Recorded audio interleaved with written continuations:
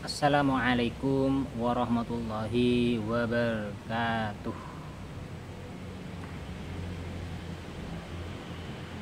Kriteria mencari pasangan menurut Rasulullah Shallallahu Alaihi Wasallam.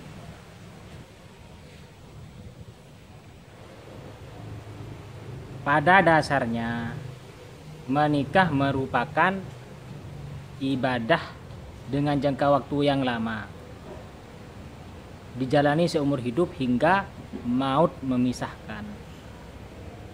Maka dalam memilih pasangan hidup, kita tidak boleh asal-asalan, asal cinta, asal sayang, tanpa melihat faktor lainnya. Karena pasangan hidup kitalah yang nantinya menjadi partner ibadah seumur hidup kepada Allah Subhanahu wa Ta'ala. Rasulullah Shallallahu Alaihi Wasallam telah menyampaikan 4 kriteria dalam memilih pasangan hidup ini, termaktub dalam hadis riwayat Ibnu Hurairah radhiyallahu bahwa Rasulullah Shallallahu Alaihi Wasallam bersabda,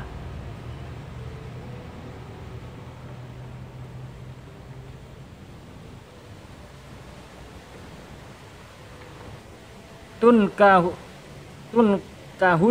mar'atu li arba'i lima liha wa li hasabiha wa jamaliha walidiniha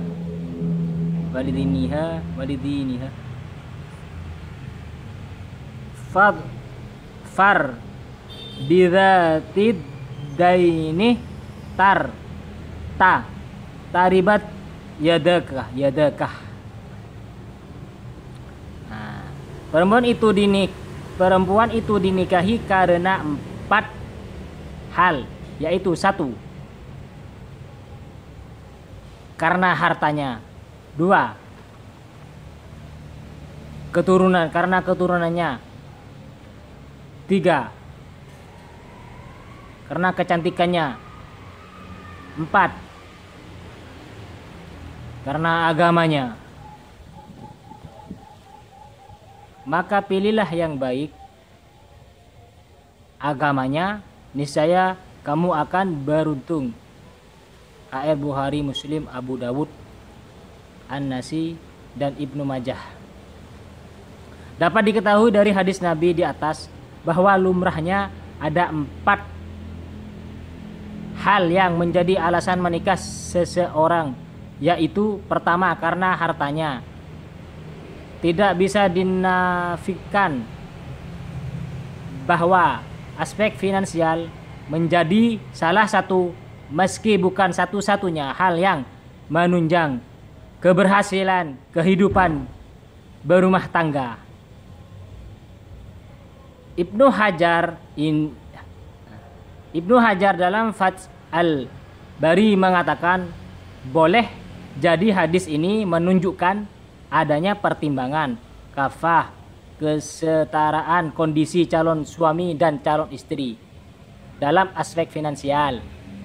Kedua, karena keturunannya. Salah satu kriteria yang bisa diperhatikan dalam memilih pasangan hidup adalah melihat nasab atau keturunannya. Misalnya, memilih pasangan dari anak ulama, bangsawan, pejabat, atau pengusaha. Karena seperti dalam sebuah pepatah, buah jatuh tak jauh dari pohonnya.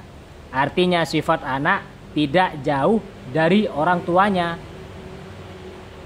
Namun tentu ini bukan kriteria utama, karena selain tidak banyak orang yang beruntung terlahir dari keluarga bangsawan atau cendekiawan, tidak sedikit pula orang yang bernasab baik namun agama dan akhlaknya kurang baik.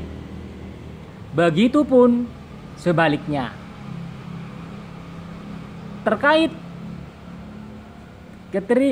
kriteria ini, Ibnu Hajar mengatakan bahwa dianjurkan bagi lelaki terhormat yang memiliki nasab baik keturunan bangsawan menikahi seorang perempuan bangsawan pula.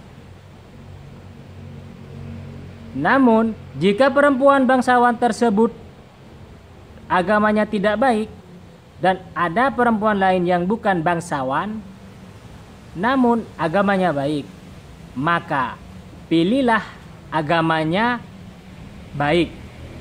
Ketentuan ini mendahulukan agama. Berlaku pada semua kriteria lainnya. Ibnu Hajar Al-Asqalani Fath al-Bari juz 9 halaman 135.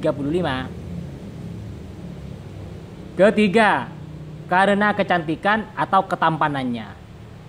Mengenai kriteria ketiga ini, Ibnu Hajar juga mengomentari dalam Fath al-Bari bahwa hadis ini menjadi landasan anjuran menikahi pasangan yang memiliki paras rupawan dengan catatan agamanya juga tidak kalah indahnya. Apabila ada dua orang perempuan yang satu cantik sedang agamanya tidak baik dan lainnya kurang cantik namun agamanya baik, maka didahulukan yang baik agamanya.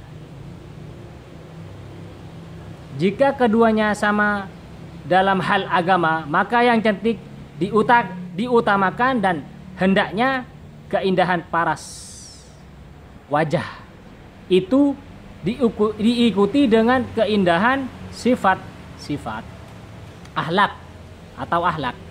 Ibnu Hajar Al-Asqalani Fath al-Bari juz 9 halaman 135. Lagi-lagi paras wajah. Lagi-lagi paras pun bukan patokan utama karena cantik atau tampan itu relatif. Dan sebagaimana dijelaskan Ibnu Hajar bahwa hendaknya kecantikan rupa diikuti oleh kecantikan rupa diikuti oleh kecantikan akhlak atau hati, inner beauty bahasa Inggrisnya, inner beauty. Inilah yang terpenting. Keempat, karena agamanya. Yang keempat karena agamanya. Ibnu Hajar menjelaskan bahwa sudah selayaknya bagi orang yang beragama dan memiliki muruah menjadikan agama sebagai orientasinya dalam melihat segala sesuatu, apalagi yang berkaitan dengan hubungan jangka panjang seperti pernikahan. Ibnu Hajar Al-Asqalani Fath al-Bari juz 9 halaman 135. Imam Nawawi juga dalam Syarh Sahih Muslimnya berkata, dalam hadis ini terdapat anjuran untuk memiliki relasi dan persahabatan dengan orang yang baik agamanya dalam segala hal, karena siapa saja yang bersahabat dengan mereka, maka ia akan mendapatkan manfaat dari akhlak, keberkahan, dan kebaikan jalan hidup, serta aman dari masadah ketika berada di sisi mereka. Imam Nawawi kemudian menambahkan bahwa makna yang benar dari hadis ini adalah Rasulullah SAW menyampaikan apa yang biasa orang-orang lakukan. Mereka biasanya mengincar keempat kriteria tersebut, bukan karena Rasulullah memerintahkannya. Dan yang terakhir menurut mereka adalah yang baik agamanya. Maka pilihlah pasangan yang baik agamanya agar kamu beruntung. Abu Zakaria An-Nawawi, Al-Minhaj Syarh Sahih Muslim juz 10 halaman 51 sampai 52. Jadi intinya harus kalau cari pasangan itu sama-sama seiman, dalam artian harus agama Islam. Sumpamaannya agama Islam pengen sama orang Kristen, ya jadi orang Kristennya itu harus ikut agama Islam gitu. Ini diperkuat hadis riwayat Ibnu Majah yang meskipun kualitasnya dhaif atau lemah, namun dapat dijadikan iktibar selama bukan perkara akidah maupun hukum hal atau haram. Rasulullah bersabda, la tazawwajun nasa'a lihusnihinna fa'asa husnuhunna an yurdiyahunna wala tazawwajuhunna li amwalihinna fa'asa amwaluhunna an tudghiyahunna walakin tazawwajuhunna ala daini wala amatun kharma'u sauda'u dzatu dinin ufdaluh. Janganlah kalian menikahi perempuan karena kecantikannya. Bisa jadi kecantikan itu merusak mereka.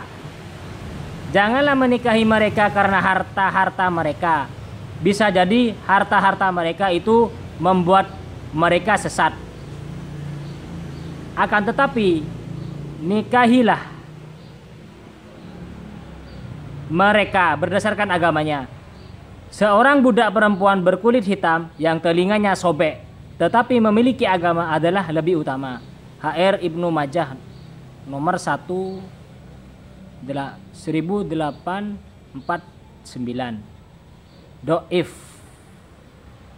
Daif.